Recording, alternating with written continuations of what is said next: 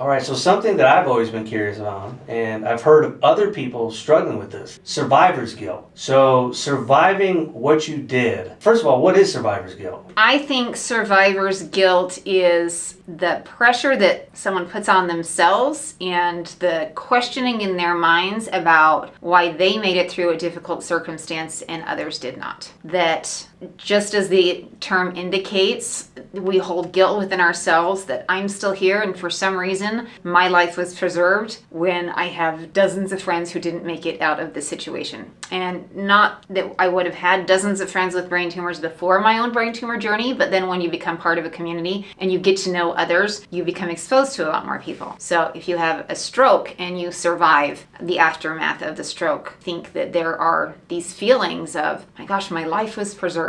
And what do I do now that it has been preserved? That's my own personal interpretation and take on it. Why do you think survivor's guilt is even a thing? Like, what causes someone to feel so guilty? I think it's facing your mortality, your own mortality. When you face your mortality, you have to come to a conclusion for yourself. And when you realize that you're going to survive something that didn't look to be survivable at one time, I think you have that moment of, I'm still here and I've got to make something of my life. And in some cases, if you already were feeling great about your life and you already felt like things were good, I think you just have the additional pressure maybe to do something to prove that your life and that your time here is still worth it and still valuable, and that you somehow can earn or deserve the remaining time that you have. I don't know if that makes sense to those who haven't experienced it, but my guess is it will resonate with those who have had that experience, because you put this extra pressure on yourself to somehow be able to prove that my life is worth it. I'm here and now I got to make more of myself than I did before. And this reminds me of a story you actually shared with me that I know the audience could benefit from, as far as a friend of yours that struggled with this. I had a friend who at a very young age had a stroke, and it was a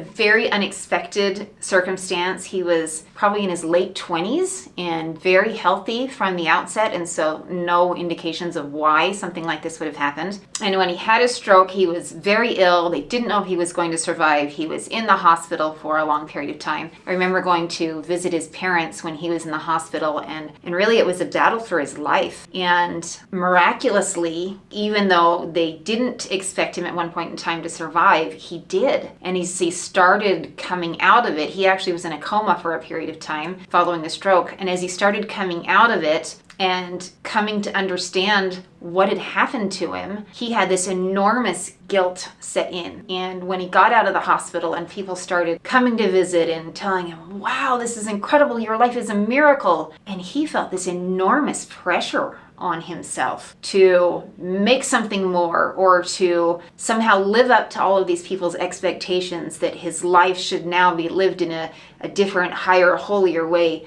because his life had been preserved. And he really struggled with how to navigate that pressure that came from the outside world. And in the beginning, I think he was trying to figure out if he should do a different path in his life or what it was going to look like for him. And over a little course of time, over the first couple of years, he kind of turned away and almost gave in to that survivor's guilt and went the opposite way and distanced himself from people and started making poor choices, almost because the pressure was so much that he wanted to say, stop looking at me and expecting so much. I'm still just this normal person. And the more negative choices he made that poorly impacted his life, I think he felt like he could get away from some of that pressure and people would remove their expectations of how he should live and just accept him again. And it took him several years of being in some very difficult and dark places before he finally came to accept that this is still his life. And he did still have a life to live, and he had to choose how he wanted to live that life. And indeed recognize that some of those negative choices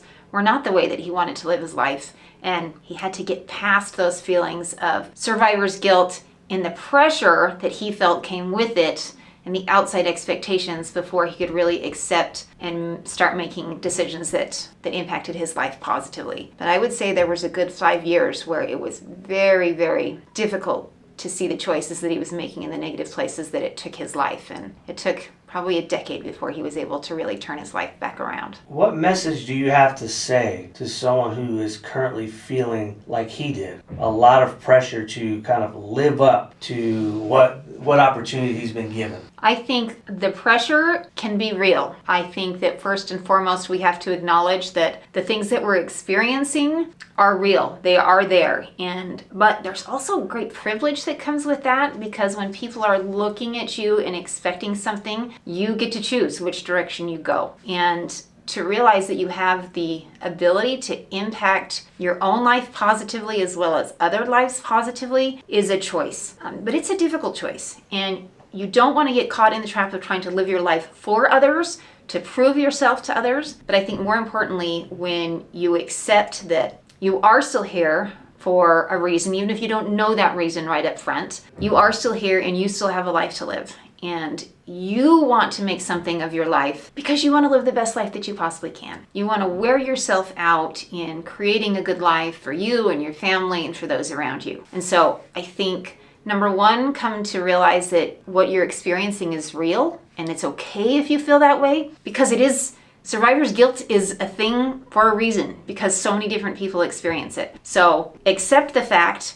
and in some cases, you also have to go through and mourn the things that you feel like you've lost.